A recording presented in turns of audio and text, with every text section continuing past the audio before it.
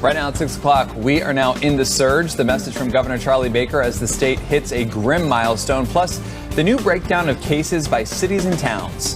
President Trump set to speak with the country's governors today. The recommendations he's giving on when and how to reopen businesses.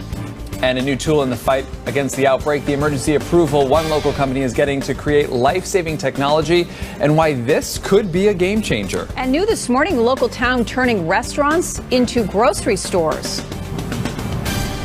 Live from the Channel 4 studios in Boston, this is WBZ News This Morning.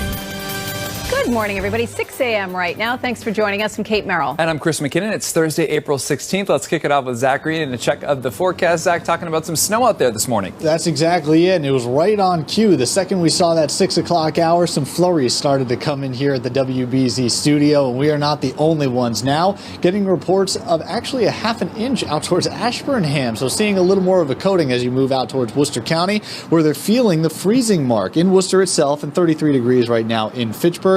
Cooler conditions out towards southeastern Massachusetts, who have actually caught a break and haven't really seen a lot of activity as of now, but you may get into the light mix too. So there you have it from Fitchburg right up through Pepperell. Leominster is included in this too. We continue to track a little farther to the north and east from Lowell into Dracut. Lawrence and North Andover now trying to get into this light mix, and there have been reports of flurries up into the North Shore, and obviously the greater Boston area is included in that as well.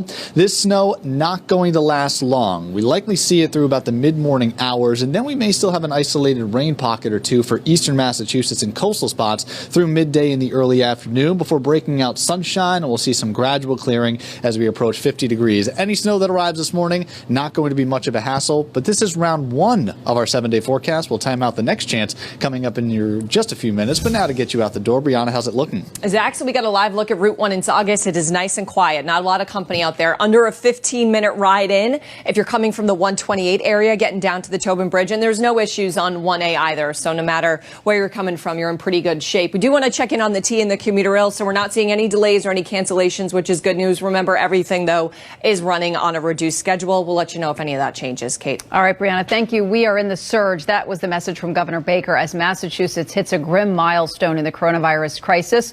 More than 1,000 people have now died from COVID-19, and there's nearly 30,000 cases. And for the first time, we know exactly where those cases are. Nick Giovanni's live in Nahant this morning with the latest. Nick?